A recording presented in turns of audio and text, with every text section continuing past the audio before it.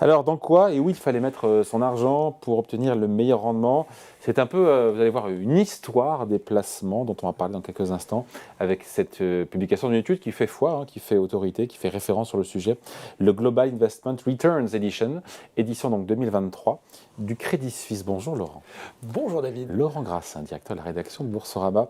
Ôtez-moi d'un doute, comme dirait l'autre. Il y a une étude déjà sur Crédit Suisse sur les gens qui ont plein de pognon. Oui, alors, il y a plein de choses, ça bosse sévère chez Crédit Suisse et je pense que vous faites effectivement allusion à deux autres documents. Il y a le Global Wealth Data Book et le Global Wealth Report. Il a notamment été un petit peu sous les feux des projecteurs parce que je crois que notamment Oxfam s'en sert pour faire ses études sur les riches et les pauvres et l'inégalité des richesses. Avec pas mal de commentaires d'ailleurs à faire sur le sujet, mais ce n'est pas le propos aujourd'hui. Non, vous l'avez dit, là on parle du Global Investment Return Yearbook, et ça nous dit tout simplement, vous l'avez bien dit, 15e édition pour ce guide qui fait autorité en matière de rendement historique à long terme, à très long terme. C'est publié par le Credit Suisse Research Institute avec la London Business School, c'est du sérieux. Et en fait, il couvre l'ensemble des catégories de placement dans 35 pays. Voilà. Depuis 5 ans, depuis 10 ans, depuis 20 ans, depuis 50 ans, depuis 1900, et voilà. Donc 123 ans. Alors, ils n'ont pas des données sur tous les pays, mais voilà, il y en a quand même une grande catégorie sur lesquelles ils ont effectivement des données quasiment continues depuis 1900. Un beau track record, comme on dirait chez les gérants d'actifs. Exactement, 123 ans, donc une belle database, une belle base de données. On imagine que c'est dense, qu'il y a plein de pages à lire. Quelles sont les tendances fortes qui se dégagent de cette étude? Déjà, ceux qui n'ont pas envie de se taper des centaines de pages. Oui, alors on mettra le résumé en lien avec le replay de la vidéo, mais déjà une qui forcément va nous faire plaisir à Boursorama, et c'est toujours bien de remettre un petit peu de statistiques sur une perception, c'est que oui, les actions, sur le long terme, on a beau le rabâcher, mais là, il y a des chiffres qui le prouvent, elles enregistrent la meilleure performance au cours des 123 dernières années. Les actions mondiales, elles ont enregistré un rendement réel annualisé, donc réel corrigé de l'inflation, exprimé en dollars américains, c'est précis, de combien? 5% par an.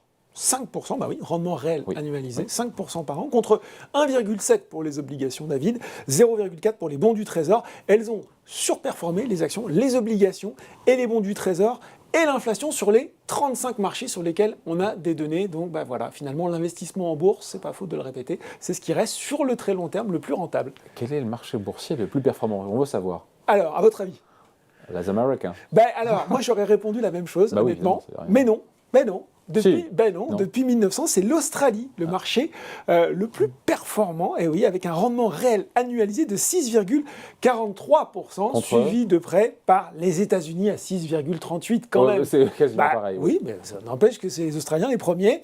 Et justement, on retrouve ce grand tableau récapitulatif, c'est page 16 de ce fameux rapport qu'on vous mettra en lien, où vous avez, pays par pays, les rendements annualisés, la meilleure année, la moins bonne année, et les pays les plus performants et les moins performants. Bon, et nous, les frogs, on fait quoi là-dedans? Alors, la France, le rendement réel annualisé ressort à 3,4%. Contre 6,38% pour les États-Unis, 6,43% pour l'Australie. C'est quand même 2 fois moins, quoi.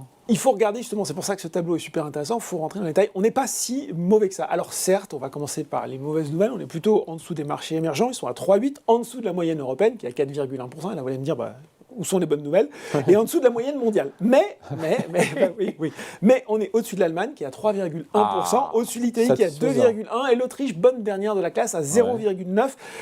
On va quand même rappeler, avant d'en tirer des conclusions un petit peu trop hâtives sur la performance des différents marchés, que le continent européen a été frappé directement par 2 guerres mondiales au cours de cette période. Ce qui a pu quand même nuire à la performance sur le long terme, contrairement à effectivement des marchés comme l'Australie, comme les États-Unis. Je crois que la Nouvelle-Zélande aussi s'en tire très bien. Il fallait aller résolument vers l'Asie. On peut quand même noter, plus près de nous, de cette vieille Europe, le Royaume-Uni, plus 5,3% rendement réel annualisé sur toute cette période de 123 ans. Bon, après ça c'est une moyenne annuelle, on se dit, mais est-ce qu'il n'y a pas des moments plus propices pour investir?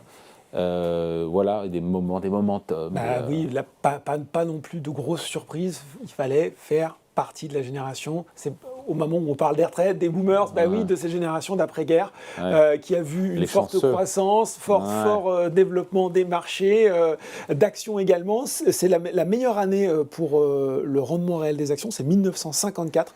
Et donc, en fait, la génération du baby boom, entre 43 et 60, elle a eu une performance annuelle des actions de près de 7%, quand on la compare à la moyenne historique, là aussi c'est plus de 2 fois mieux, alors que les 25-40, 25-40 ans, cette génération-là, elle tourne plutôt autour de 4%. On voit bien que les espérances de rendement, elles se sont un petit peu taries sur les années plus récentes. Bon, est-ce qu'on voit aussi dans cette étude ce qui se passe en termes de places boursières, l'évolution des places financières? Oui, ça c'est super intéressant. Effectivement, on revient à 1900.